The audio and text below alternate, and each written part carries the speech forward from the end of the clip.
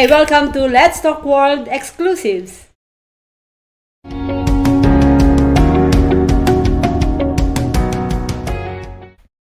Welcome to Let's Talk World Exclusive, and today's exclusive guest is the most amazing, well, maybe amazing, Mr. Russell Liss.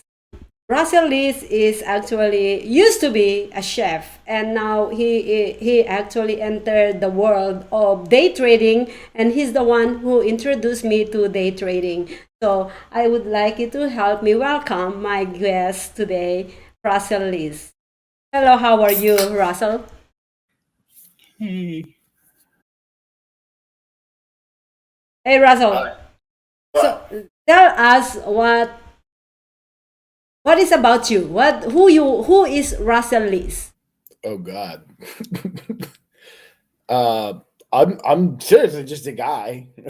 Live in Seattle, Washington. I day trade now, trying to turn it into a full-time living and just live a meaning and fulfilled life. What is day trading? How did you get into day trading? Well, I'm glad you asked. So day trading is day trading can be there's various markets in the world for financial products, anything from uh, physical actual dollars like currency, US dollars to there's different products like futures contracts. Where I cut my teeth was with what are called securities or stocks, which are certificates of ownership for a certain part of or pieces of a company. And so basically, I try and take advantage of price fluctuations within markets, um, which sounds way more impressive than it really is. It's just every day when you have a certain product, the value of that product rises and goes up and goes down. And I try and buy low, sell high. So and I try and catch it a little bit of that fluctuation every day. So you do mainly day trading now, and do you have any other job? Who is Russell Liss before day trading? Yeah, so I was a chef for the last 10 years. I spent 20 years in restaurants and culinary. And a few years ago, I just realized that the job market was getting too competitive, and I needed to do something else. And through a real series of unfortunate events, I found myself in day trading. Uh, honestly, kind of thanks, believe it or not, thanks to COVID. So at least there's one good thing that COVID did is uh, when they shut when I was in transition, I was going to school, and they transitioned from school to they shut down school, and I didn't have anything to do, so I started learning to day trade, and the rest is kind of history. I fell in love with it and just been doing it, about 18 months now. 18 months. Yeah. So you were a chef, and you were a chef. What gets you into being a chef back in the day? So honestly, pretty much. That's a colorful story. Uh, I took odd jobs in high school washing dishes, and coming out of high school, I kind of didn't know where I wanted to be or what I wanted to do or what I could do, and ultimately, I felt utterly incompetent about who I was in the world, and rightly so. Most 18-year-olds are fairly incompetent. I'm sorry, Maria, we're not all as good as your children. But on the night of my 21st birthday, I had been working at Walmart, and it was my 21st birthday, and I was scheduled to work on the graveyard shift. And uh, I'm working at Walmart as a series of other jobs that I had failed. I pretty much was fired from every job I ever had. And so I wound up at Walmart, and I'm working, and I have a job there, and so uh, on the night of my 21st birthday, my friends take me out and get me smashed. Well, I'm supposed to go to work uh, after I have dinner with my birthday dinner with my friends, and I'm just absolutely wasted. And I show up to work, and my bosses could tell I'm like absolutely trashed. And so they just fired me. They fired me for being drunk at work. So then what kind of happened is I had a boss I worked for, and I went down and talked to him, and I told him what happened, that I needed work at this restaurant, and he said, "Great, be here on Saturday." And that guy wound up being the greatest mentor I ever had. He taught me what it was to work hard. He taught me what it was to think in circles and be aware of everything that's going on around me. And he made me believe in myself. And it was really interesting. The thing that's funny is this guy that I worked for. I came off of just getting fired from everything, and he wouldn't fire me, and I wouldn't quit. So over the course of the next 4 years, he just poured every last bit of knowledge he had about restaurants into me, and and I got good at it. And at one point, I just figured, well, if you can't beat them, join them. You know, I was always going to try and do something else besides restaurants, but I got so good at it, you might as well just keep going. And that led me down the road to Las Vegas and being a chef at the Mirage, and then starting my own restaurant consulting company, and just a ton of different ventures that I went down, uh, which still kind of turned into a dead end. You know, so I guess we're all just rats in a maze now, trying to find the route that is not a dead end. So that's lead you to day trading, or well, you actually was trying to go to medical school, right? Yeah, yeah. So during my years of culinary, culinary is great in a lot of ways because it gives you a chance to explore, right? When you're dealing with food, you're dealing with other cultures, you're dealing with other ways of thinking and doing things. And then obviously there's no shortage of wide array of personalities within the culinary industry. And you learn and you grow and you explore and find things that you love. When I was in culinary, I never really had a super great love for food. Uh, You don't have love for food still up to today. yeah, I really don't. Like I really don't give a crap about your almonds that were harvested in the full Lobster, moon steak and months. lobsters. Like it's all sustenance to me. But what I did fall in love with was nutrition, because you know food's delicious, a great experience, and happy and stuff like that. But food doesn't, until you put it through the lens of nutrition, food doesn't really change anybody's life. And so I fell in love with nutrition. But if you keep going with the nutrition thing, you'll wind up in all sorts of things about the body and anatomy and biology, and then all of a sudden you wind up down this road of chemistry, which completely blew my mind. If you'd asked any of my high school teachers, had I had any interest in chemistry, they would have asked you, who's Russell Liss? He's never come to class. Like so. Uh, the you know the, they're like, but he's enrolled. Oh, he's the one that doesn't show up. Oh God.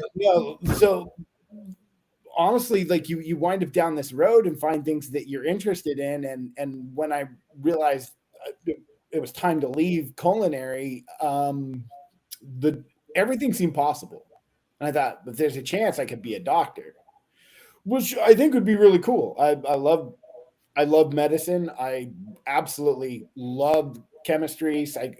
And biology is just hands down. Biochemistry is amazing to me, and we can talk about stuff like that more. But um, the thing is that so But even then, I'm in school, and we all still have these specific problems. It's like you can do the thing that you love, but there's a pretty good, if I go back and finish medical school, if I go all the way through that, I mean, you're looking at 12 years of being broke, like no money. And on top of that, you're $250,000 for medical school. You're another 50,000 for the undergraduate, and 12 years. So are you saying that you shouldn't be going medical school? No, I mean, if you love it, do it. And So if you you're love and it before you enter it. if you're young, do it. You know, Oh yeah. um, and so, but me personally, honestly, if I make enough money with the stock market thing, I may actually still do it. Well, you bring up a very good point earlier that um, you know you you've been fired to many jobs, but then one of the last job that the last job that you've been to as a chef, your boss keep on trying to kick you out, but you stick with it and you've learned, and then eventually you actually become the manager of a restaurant, plus you created or you built your own company, the restaurant consulting company, although it's gone already, but still that actually lead you into a better person, don't you think? It definitely makes you more. I think every time, it's just a process of trying and failing and trying and failing, and every time you fail, if you can, I mean, it sounds cliche, but if you can learn from whatever it is, uh there's so many times we get think of everybody you know, every single person you ever met, right? And every once in a while, every probably once a week, at least one person has a new business idea. And I'll tell you, 99% of most people's business ideas might sound nice, but they're never going to work, you know? And usually if you have a business idea, you need, and I can tell you this from the restaurant side, especially, right? This is something I specialize in, is opening new restaurant concepts. 99% of most restaurants, they just don't make it. And usually it's because they either didn't need to exist to begin with, and the reason they wound up existing and costing whoever started them so much money was because they didn't do their research properly. um and even then, there's nothing wrong with that. Learning to do research is something. There's degrees in college to teach people how to do research. You know, there are people who are specifically designed for researchers. So, Well, I believe that in anything you do, it's not only restaurant. In everything you do, if you don't put in the work that needed by with your business, it's not gonna work. You gotta have to put in the work to make it a well, and success. that's the thing that's funny is there's something like 80% of businesses where people are putting in the work. The business is null and void. It's not necessary, or nobody wants it. There's no real demand for it. You know, um, I think that we before you start a business, you should do all your research first before you starting your business. And do you think that is one of the um, thing that they miss, the business people who actually fail? yeah. Well, I mean, my personal experience, the two businesses I started. Um, so the first business was a meal prep company, and it was a local meal prep company. And the thing I didn't realize when I failed to do my research was there were 16 already established meal prep companies for a customer base of about 3,000 people. it's really hard to make a living and pay for a business when your customer base is 1/16 of 3,000. You know, you're not really going to make it there.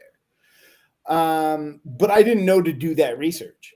You know, I just kind of had this sort of if I build it, they will come mentality. And I didn't how competitive the market was, what my market share could be.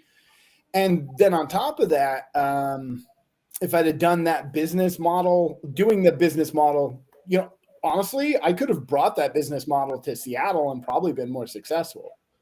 You know, where the finances of your community can afford your services. And that was one of the problems with Las Vegas is it's so cheap to live there, nobody's got any money. You know, like that's the reason it's cheap to live there is because people can't afford it to be expensive. So there's no customers. Your customers are all broke. They all need a coupon, you know. And so that was like one thing I learned from there was that it was just the wrong market for that one Mm-hmm. business. And then the same thing when I started the restaurant consulting company, you know, really look and see who your customers are and what they can afford. Usually by the time somebody wants to hire a restaurant consultant, they've spent all their money. It's gone. They blew it. And now they're just trying to save it. So they can't afford you, you know? And unless you've got some deep pockets that you can do an equity deal with some of these restaurants to get them up and running, and you can survive without them paying you cash until you get the business successful, you know, it wasn't going to work.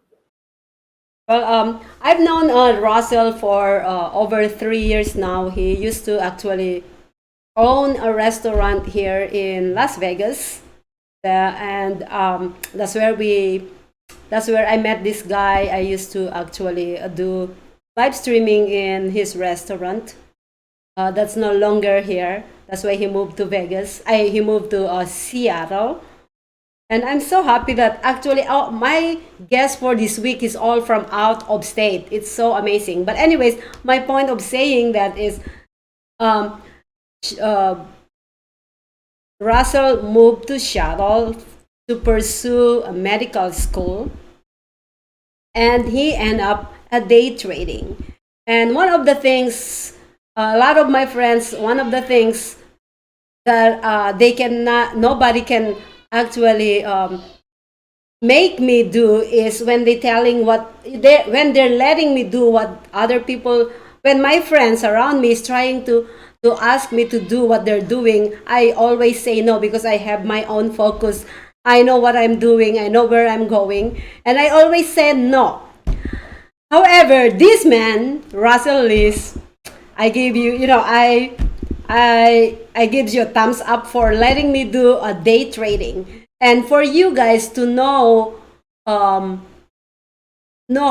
this man actually let me do trading. You gotta have to go on our website, social media shows, LTW exclusives, or socialmediashows.com/LTW exclusive, and you'll learn more a lot of day trading. I have to go to Let's Talk or socialmediashows.com/LTW exclusives and find out more about our day trading. So you can see a lot of day trading knowledge with Russell Liss. Please don't go away. We will be right back. Live streaming on social media is the best new way to interact and bond with your community. Do you love to encourage, motivate, and empower others, but you do not know how? Well, your opportunity starts with us on social media shows. We have 20 shows a week live streamed across the globe, with a reach of over 80,000 and growing. So you can host your own show, and you can be anything you want to be. So let's bring the community together, and let's bring the world to you. Join us now.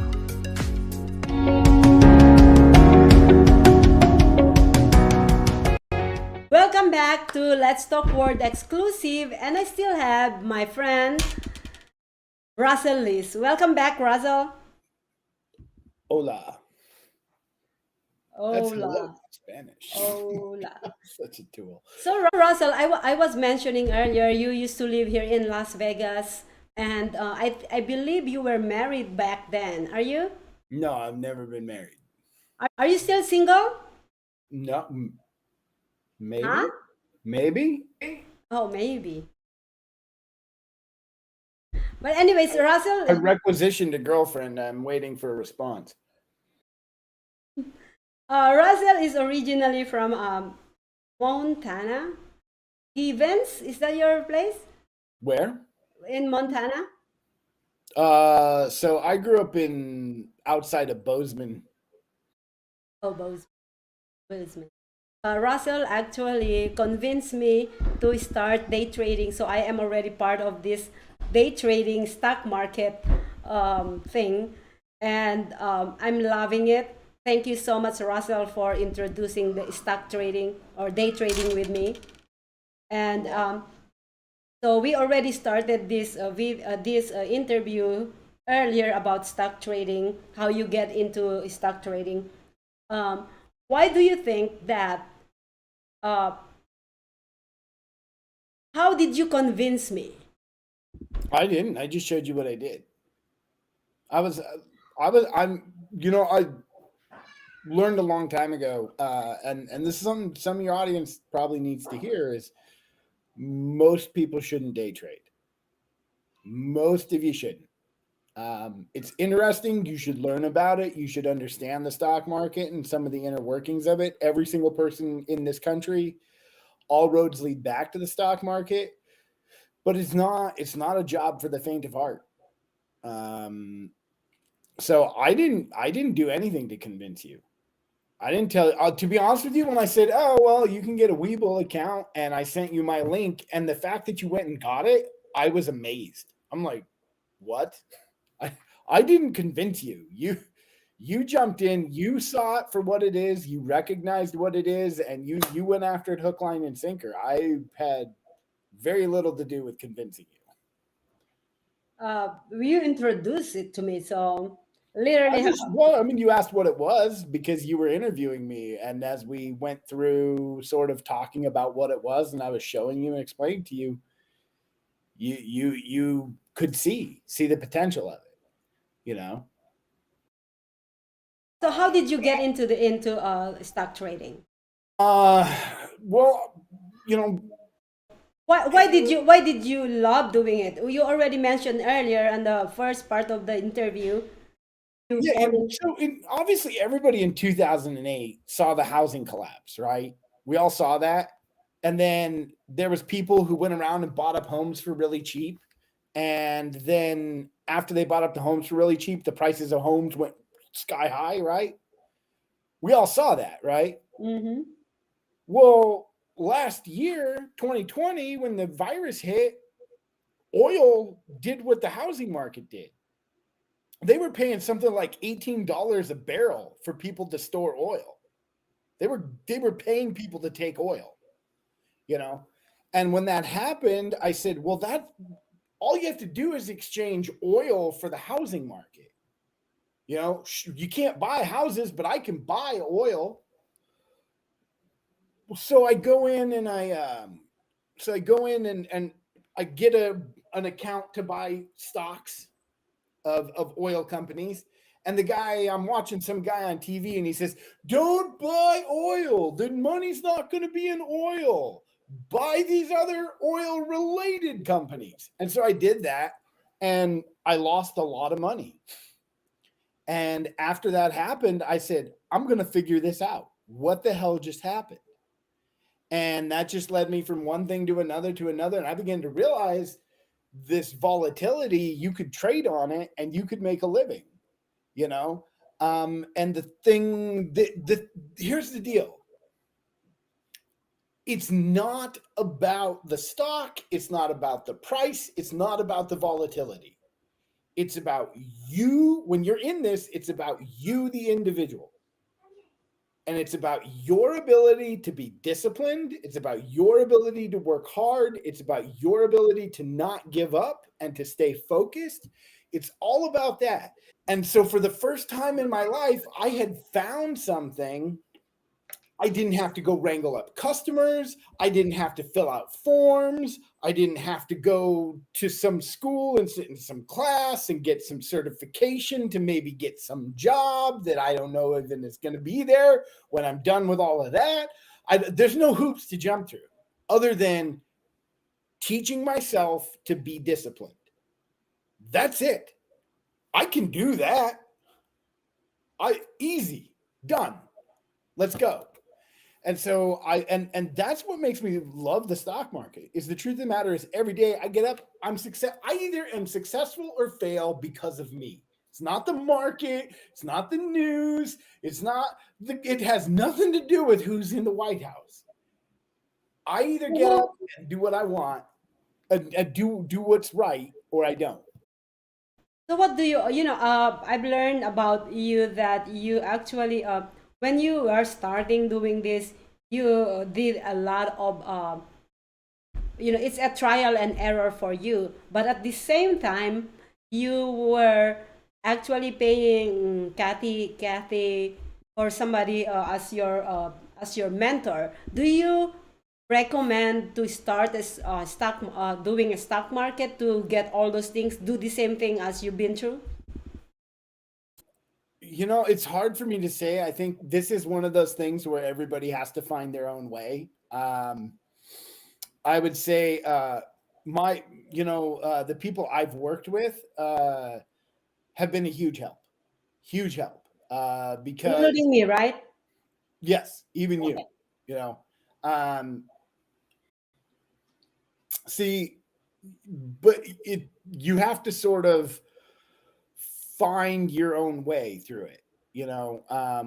If you're somebody who really feels like you need other people, and which I do, I very much so. I need a soundboard. I have ideas. I don't know whether they're good or bad until I throw them out there and have somebody tell me it's a bad idea, or tell me why it's a bad idea. So when it was just me doing this in the beginning, of course I would do anything to get with a group of people to see what they're doing and have somebody tell me why my idea is bad. So if that's the type of person you are, if you're not overly confident in your own ability to make decisions and judge the outcome of those decisions based on whatever results you get, I would recommend, getting with a group. Or get a mentor. Yeah, I mean, I would even say that too. I would say a mentor could be good for you. You know. Well, you were a good mentor with me. And although I can make a decision on my own, sometimes I can And you did against some people's advice. what? Did make decisions on your own against people's advice. I did it, yes. Because that's the only way. I am the hands on. I need to put my hands on, do something. Or if people, because I believe that if something doesn't work to some people, it might work for you. You know what I mean? So that's the reason why I did that. It's not going against you, but it is more like trying it out myself. But back to what you were saying, that to get into into the group, that's actually proved what happened this morning. We were actually dealing with three other people or two other people in our group, right? By the way, Russell is my mentor actually on the day trading, because he's doing this longer than I do. So I ask a lot of questions from him, and and then he actually is mentoring two other guys, and he is trying to grow this group and learn from each other. And I think being in that group this morning, it's literally, it's not only that I'm learning so much, but it's also fun, like you guys teasing each other. It's actually increase that motivation when you're trading. And when you are motivated, when you're trading, you're happy, the better decision you make. What do you think about that? The groups are a series of trade-offs. Okay, your group can work for you or against you, and to be honest, it's not that they can; it's that they will. They'll go either side. Oh, we did that. We did that few weeks ago. Yeah, I traded with a group. The first group I traded with, I was paying them $100 a month to be a part of the group, and and and at I was moving at a very slow pace. And at that slow pace, they were great. But as I began to pick up speed and move ahead, they held me back. So I dumped the group. I moved to another group, which was a free group, and that worked for a while. It was great. I learned a lot about how to really do some different trade styles and different trade techniques and some different setups. And then you if you get to where you're reliant on the group, that's when you're going to get screwed, right? Working with the group is great until they become your crutch. And when the group becomes your crutch, it will take you, and it will take your money. And it's not the group will take your money, the stock market will take your money.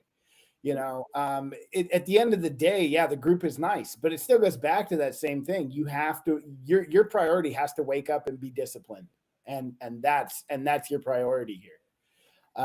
If you fail to do that, it doesn't matter where you're at or who you're talking to or what knowledge you have. If your discipline fails, your trading fails. Well, you actually mentioned earlier that you learned from those group, and you can learn from other group. Tell us some of the few trading techniques, or maybe something that you've learned. I mean, like how? I mean, Yeah, anything that you could share with us. I think the thing that most people would, if there's any one thing that you should understand as a human being going through this life, and this applies to everything from commenting on Facebook posts to shopping for sales in the store to buying stocks and securities. And I would say that the number one thing anybody should probably learn about is what we call FOMO. Okay. And FOMO is an acronym. It stands for the fear of missing out. And the more you look into this idea that you make decisions every day because you're afraid to miss out on some opportunity, whether that's getting something on sale or whether that's having a relationship with somebody or whether that's making some money in the stock market. FOMO affects all of us at every level of our life. And I think that if you really wanted to take a real life lesson from the stock market, it would be don't FOMO. No FOMO. Don't if you feel the pressure to do something and you're afraid you're doing it because you're going to miss out on something, then don't do it. Even if Step it back, costs you, don't do it. or maybe step back, think about it again and again. If you don't have a, if you, it's fine to feel the fear of FOMO, right? It's fine to feel FOMO. It's fine to fear the fear of missing out. But if you act without a plan, you just act on that instinct, on that fear, you'll go, it'll eat you. And maybe you'll survive this time, but the next 10 times you won't. And is that proven fact?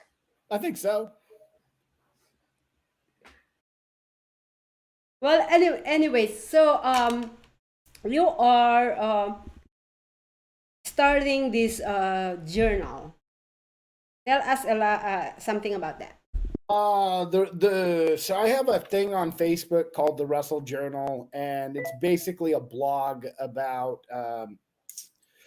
so when you trade, um, having your emotions in check is one of the most important things. We already talked about the fear of missing out. Um, there's other things. There's investor euphoria. There's despair. There's feeling defeated. There's a right. And for me, one of the ways I deal with emotion is I just if I write it down, I can. It's like I take that emotion and I put it on a page or in that writing, and then it's there. I don't carry it with me anymore. So I've created this thing called the Russell Journal. It talks about the stock market. I show you the news. I show you where earnings reports are. I show you where all the different catalysts are around the market. But it all revolves around these articles I write, where I basically just sort of spew out my emotional baggage, because I can't take it with me to Wall Street. If I do, I'll probably wind up homeless. So it's an interesting article or interesting thing so far. So what's your you've been doing this for 2 years so far. What are your favorite ticker and why? And what are your less favorite and why that you traded so far? Um, the first thing you have to understand is I have favorite tickers because of how they trade, how the price action moves on them, and they're pretty determinate. We traded one this morning called Pioneer Power, ticker symbol PPSI. They're one of my favorites.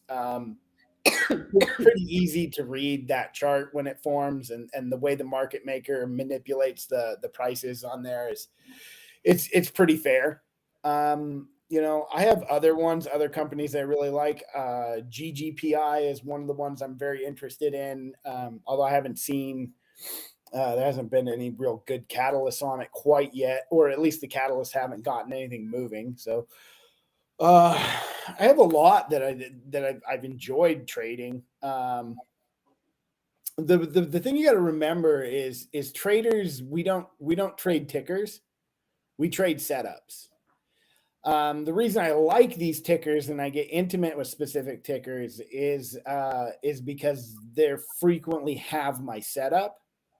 But even though I like the company and like what they do, and I think they're valid, uh, I'm looking for a specific setup. I'm looking for something that's readable. I'm looking for something that can clearly show me it's using the indicators to move. Uh, for those of you who don't trade, there are a bunch of tools that give you indicators as to whether the price is going to go up and whether the price is going to go down. There's a lot of them. And every morning we get up, what we try and find when we're looking at stock is which indicators are being used in which chart. And if you can identify that and you can identify it quickly, you can take advantage of uptrends and downtrends both. But there's a few that typically use some of the more easy setups to get into. That one we were trading today, PPSI, it holds the EMA, the 6 and the 9, very very well, and so you can follow it with the 6 and the 9 EMA as long as it has volume, and you'll be able to make money on it very easily. Uh, Assuming that you have some of the other basic trading skills, putting in buy orders, putting in sell orders, basic chart reading skills. But assuming you have those, you'll be able to do it. But take some time. I think you can attest to that. Maria made money on PPSI today. I did. But anyways, that's a really a good talk, Russell. You actually brings out so many good points of who you are as a person, and I am looking forward long term partnership with you on day trading. But Can I ask you a question? sure. So what would you think about like the three guys that were like all of us, even you actually, there'd be like the four of us doing a little doing like a Monday Madness kind of like pre-market show where we got the stock market and it's just us kind of talking about what's going on and stuff like that. I think I'm in. Count me in on that. I actually asked you guys that. Well, part of this interview, Russell, we're not over yet. Uh, is asking you some 10 questions that You gotta answer and just give me the best answer that comes in uh, that you could you call that you can answer in a very short answer. Is that okay?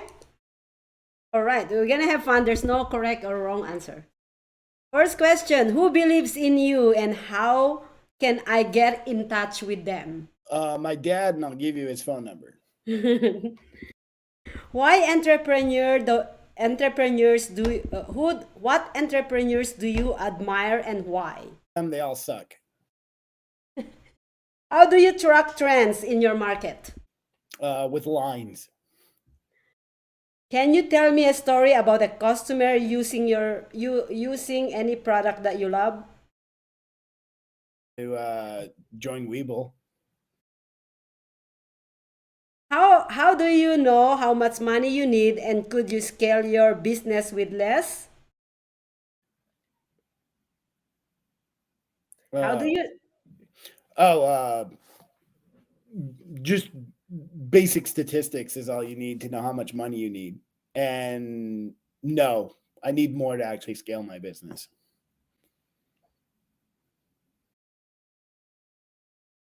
how will be your trade in capital looks like in 5 years? Uh, can you reword that for me? I said, how does your capital in a trade, your capital that you have, your buying power looks like in 5 years? It's all relative to getting 25,000 in my account. So if I get in 5 years, it may take me 5 years to get 25,000. But as soon as I have 25,000, it's a short leap to 2 million. Ooh. Ooh. What mistakes? Oh, you have another question. For those who are going to be curious about it, it's because of a specific law or rule called the pattern day trading rule. And, you can look up, honestly, go to the Russell Journal. I'll put up an article about it in the morning. What mistakes have you done so far in stock trading, and how did you fix it? I've done every mistake. Chasing is the worst one. If you basically every morning we get up, we look at our catalysts, we look at our chart, we decide what's support, what's resistance, and then we pick our entry. When we put in our entry order and it misses our entry, and yet we keep moving the price to buy up, right? If I'm going to buy at $10 and it goes to $10.10 and I move up to $10.10, that's the worst mistake. That is a very bad habit. And that will lead you to chasing. And when that's happening, what'll happen is they'll suspend trading on the as the stock price goes up. If it goes up too fast, you'll get caught where they suspend it, and sure you'll get in. But when they unsuspend trading, which lasts between 7 and 15 minutes, they'll put a pause in trading because it's going crazy. When they do that, they'll unhalt it and the price will come back, and it can, and that price coming back can lose up to 50% of the value as it reopens up. So it's better to not chase. If you miss your entry, if you said I'm going to buy it at $10 and it goes and you miss it, then you missed it. Don't chase. Um, Based on what how you get into trading and everything, and it seems like you're getting into this now. How if 2 to 3 years down the road, you realize that this is not what you wanna do? What happened then? Do something different. I'll change. If I don't want to do it, I'm going to go do something else. I have another question, but you already told us based on your story. So I am actually end the questions. Hey, Russell, thank you so much for joining me on my Let's Talk World exclusive. We've learned so much from you. And give us a last advice, last words that you want to actually tell our followers. And after that, let us know where we can find you. Thank you so much, viewers. No real advice. Just don't FOMO, don't chase. What are our rules? No FOMO, no chasing, no bag holding. That's that's There's another three. the other three are don't what is it? Protect, protect your Protect capital your capital. What's number two? don't lose That's money right. and make some money. Always ring the register. That's right. So you guys can find me at the Russell Journal on Facebook. I do have the russelljournal.com, but I don't do a lot there. So you're better off to find me on Facebook. Other than that, you know, see you in the market.